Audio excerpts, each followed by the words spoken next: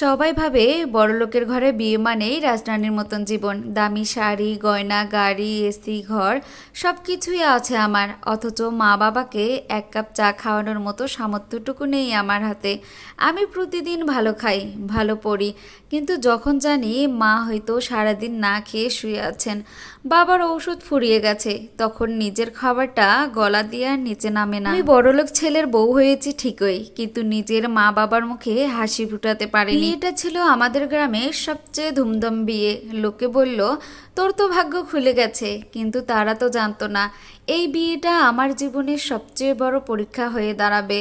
আমার শ্বশুরবাড়ি শহরে, বড়লোক পরিবার, সব কিছু আছে, ফ্রিজ এসি গাড়ি আসবাবপত্র সব কিছুই আছে, আর যেটা নেই সেটা হলো মানবতা, মায়া, মমতা। আমার কথা কেউ ভাবে না, শ্বশুর শাশুড়ি চায় আমি শুধু তাদের নিয়মে চলি। নিজের বাবা মায়ের খোঁজখবর নেওয়াটাও যেন অপরাধ। ফোনে কথা বললেই কথা শুনতে হয়, টাকা পাঠানোর কথা তুললে রাগে ফেটে পড়ে সবাই। বিয়ের পর প্রথমবার মাকে একটা শাড়ি পাঠাতে চেয়েছিলাম, স্বামী বলল তোমার বাবার সংসার চালানোর দায়িত্ব আমাদের না, সেটা সবসময় মাথায় রাখিও। সেদিন থেকে চুপ করে গেলাম। প্রতিদিন খাবার টেবিলে বসি, সামনে দামি মাছ মাংস ফল মূল, কিন্তু খাবার গলার নিচে নামতে চায় না, চোখে শুধু ভাসে মায়ের মুখ। তিনি হয়তো এখন লবণ দিয়ে ভাত খাচ্ছেন। একদিন মা ফোনে বলল বাবা আজকে চা খেতে পারেনি, চিনিটা শেষ হয়ে গেছে। আমি তখন এসিতে বসে আইসক্রিম খাচ্ছিলাম, বুকটা কেঁপে উঠল, কিন্তু আমি কিছুই করতে পারলাম না। আমি চাইলে এখনই হাজার হাজার টাকা খরচ করতে পারি আমার স্বামীর সাথে গিয়ে শপিং মলে। আমি যদি ওর সাথে গিয়ে বলি আমার এটা লাগবে, সে আমাকে সেটাই কিনে দিবে, কখনো না করবে না। কিন্তু যখনই বলবো আমি আমার বাবা মাকে দিব, তখনই তার বাধা। সে কখনোই আমার বাবা মাকে দিতে চায় না। শুধু সে না, আমার শ্বশুরবাড়ির কেউ এটা পছন্দ করতো না। অসুস্থ, ওষুধের জন্য টাকার দরকার, বাবা কাজ করতে করতে ঘাড়ে ব্যথা পেয়েছেন। আমি শুনে চোখের পানি ফেলি, কারণ কিছুই করতে পারি না।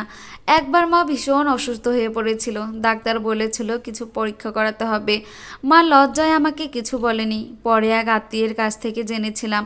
আমি স্বামীকে বললাম মা অসুস্থ, কিছু টাকা পাঠাতে চাই। সে বলল সবাই তো মায়ের জন্য টাকা পাঠাতে পারে না, আমাদেরও সীমাবদ্ধতা আছে। সীমাবদ্ধতা ছিল না, ছিল ভালোবাসার অভাব। সেই দিন আমি বুঝলাম মা বাবা বেঁচে থেকেও যদি মেয়ের কাছে অসহায় থাকে, তাহলে সেটা মৃত্যুর থেকেও বড় যন্ত্রণা। মা বাবা আসতেন অতিথি হয়ে, যেতেন অপমানিত হয়ে।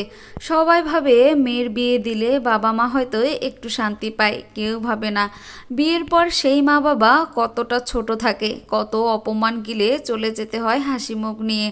আমার বাবা মা শ্বশুরবাড়িতে খুব কম আসতেন, কারণ একবার এলে যেন চিরকাল ভুল করতেন। মা একবার তার হাতে বানানো পিঠা নিয়ে এসেছিলেন, যা আমি ছোটবেলায় খুব পছন্দ করতাম। শাশুড়ি মুখ ঘুরিয়ে বলেছিলেন গ্রামের গন্ধে এসব জিনিস এখনও খাও তুমি। বাবা মিষ্টি এনেছিলেন, কিন্তু সেটা কারো মুখে যায়নি। সবাই বলেছিল এটা তো ভালো দোকানের না। তারপর সারাদিন মা বাবা আমার পাশেই বসতে পারেননি, পানি পর্যন্ত নিজে খেয়েছেন। কেউ জিজ্ঞাসা করেনি আপনারা বসেন, কিছু খাবেন কিনা। আমি ভিতরে কাঁদছিলাম, কিন্তু কিছু বলতে পারিনি, কারণ যদি বলতাম তাহলে মা বাবার অপমান আরও বেড়ে যেত। সেদিন রাতে বাবা বলেছিলেন তোর শ্বশুরবাড়িতে আর আসবো না মা, তুই সুখে থাক, সেটাই চাই। আমরা তো চলেই যাব একদিন। আমার মা একদিন একজোড়া শাড়ি নিয়ে এসেছিলেন শাশুড়ির জন্য, সেটার রং পছন্দ না হওয়ায় মুখে যা এসেছিল সব কিছুই বলে দিল আমার মাকে। বলেছিল এই রঙের শাড়ি কি কেউ পরে, আমাদের সাথে এগুলো যায় না। মা সেটা শুনে চুপ করে চলে গেলেন, কিন্তু আমি জানি মায়ের চোখটা ভিজে গিয়েছিল।